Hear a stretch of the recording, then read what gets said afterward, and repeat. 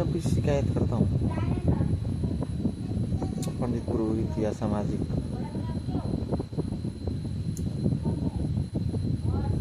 कोई भी बड़े बुजुर्ग हो, चाहे कोई भी समाज या गुरु, उनका मैं वैसे विरोधी नहीं हूँ। मैं इतना ही चाहता हूँ कि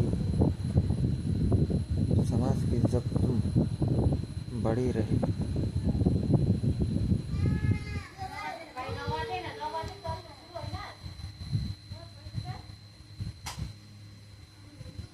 और अच्छे आदमी मानते हैं,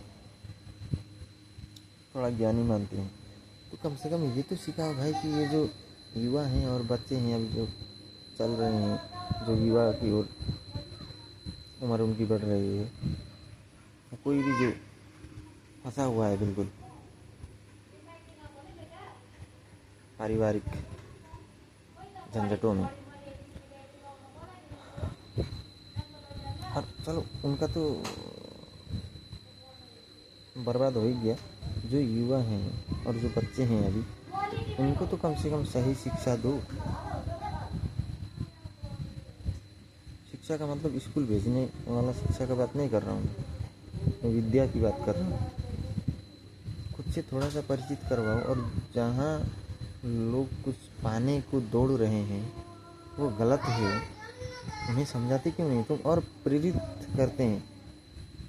समाज के जो बुजुर्ग कहलाते हैं, अच्छे आदमी कहलाते हैं, वो उन्हें और जितने तेज़ी से चल रहे हैं संसार की ओर, मौत की ओर, ऐसा बोलने से ठीक होगा, मौत की ओर जितनी तेज़ी से बढ़ रहे हैं, और उसमें पेट्रोल डालने का काम करते हैं। हालांकि उन्हें वो दिशा ही गलत है, वहाँ पेट्रोल डाल का लाभ नहीं। उन्हें दिशा, सही दिशा की तरफ मुड़ने के लिए प्रेरित करना है।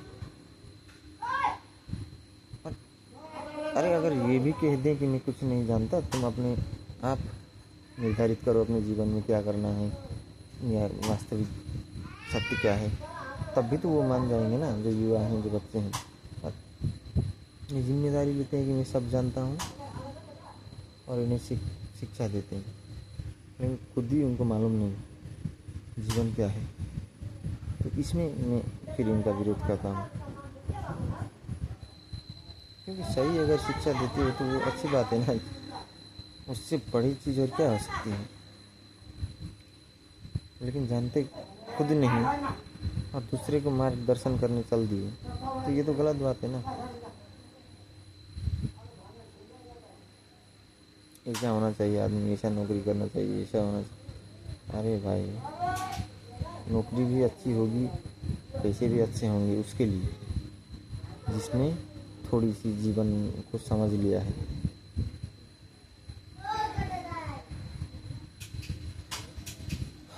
तो जो मैं इतना ही चाहता हूँ, जो भी चल रहे हैं अंधाधुंध, एक जीवन मिला है बस, उसको, उस बच्चे को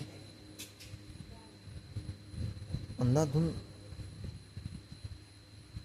दौड़ाने का काम कर रहे हैं समाज में बैठे हुए लोग भी, क्योंकि उन्हें खुद पता नहीं क्या करना है। जो वो दौड़ करके थक गए, उन्हें नहीं मिला, तो वो भी उसी की शिक्षा देते हैं, तुम भी इसी में दौड़ो, तुम पाओ। अरे भाई नहीं पाते, सिकंदर ने भी नहीं पाया सब कुछ।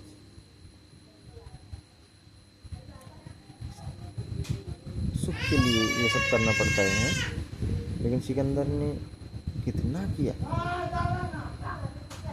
अगर इकट्ठापन का नाम ही सुख होता है तो सिकंदर भी सुखी होता है, आनंदित होता है।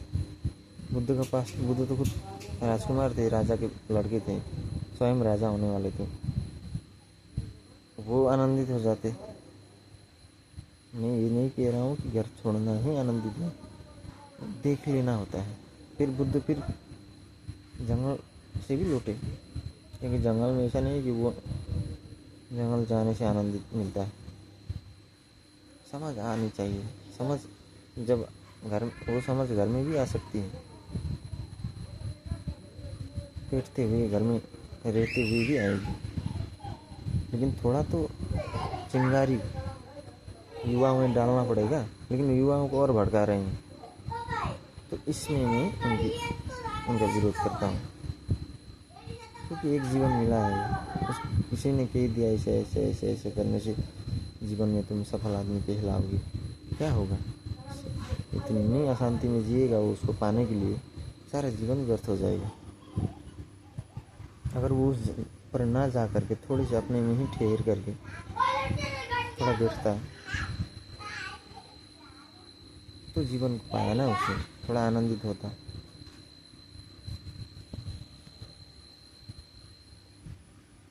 उसे कहते हैं अपने को खुद साथ देना। हम तो अपने को खुद मार रहे हैं।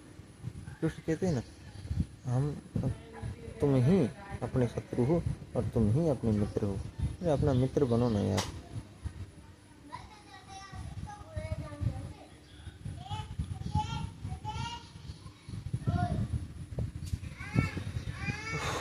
ठीक है, तो मेरा यही चाहना रहा है।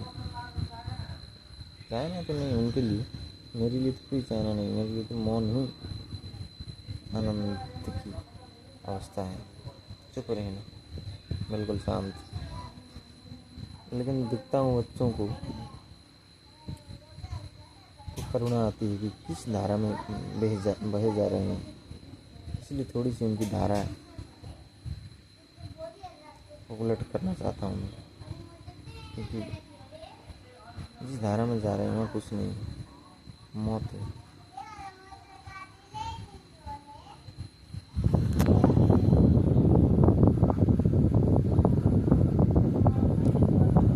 और एक बात कह देता हूँ, थोड़ी सी बड़ी बात है।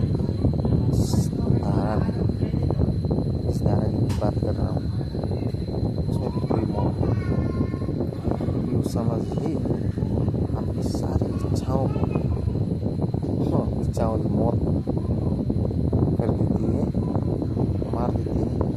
उस वक्त मौत खत्म। आपका कैसे मौत हो सकता है?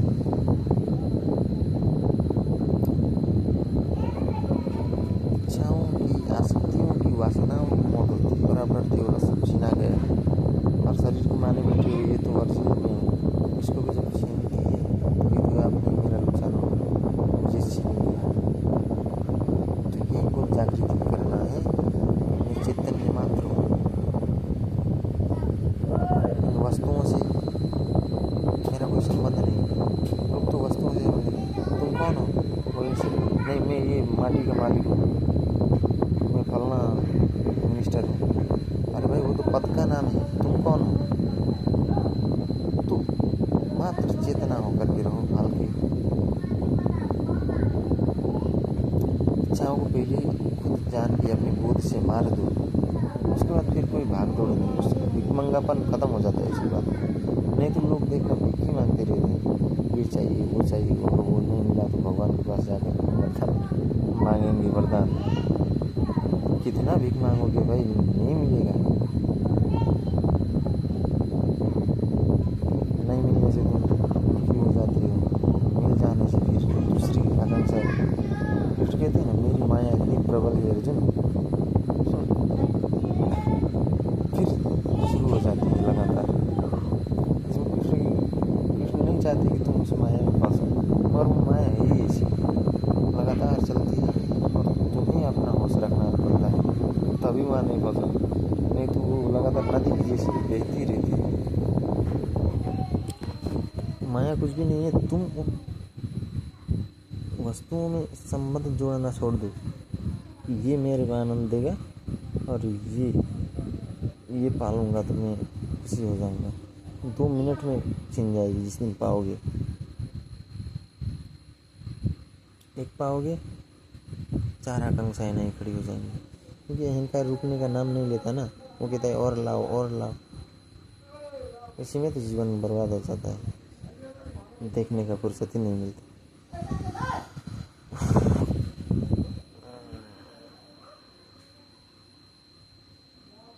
तो वही कहते हैं ना, कुछ तुम मरते नहीं, ये इच्छाएं मरती हैं। हमने जो अनगिनत विचार करके रखे थे इस खोपड़े पर, वो निश्चित मर जाती हैं। और जो मनुष्य छोटे से जन्म से मरते तक के लिए जो लेकर के आते हैं मैं, ये मेरी गिर जाएगा, क्योंकि शरीर नहीं है तो किसको मैं कहोगी, इसको जला डालेंगे। तो ऋषि ने कहा फिर तुम नहीं मरते, और जो तुम सोच रखे हो अपने आप को इस वस्तु से जोड़ करके, तो कहता है कि ये मैं नाम ये जाति ये है, गाड़ियाँ हैं, काम ये करता हूँ। अरे इन चारों को हटा करके जो है वही तुम हो। वो तो नहीं मरता, बाकी सब मर जाएंगे। किसी को मौत कहते हैं, और जिसने पहले ही देख लिया कि मैं ये नहीं हूँ और न आनंदित होने से इसका कोई संबंध नहीं, उसी जागरण के साथ मौत भी समाप्त हो जाती है।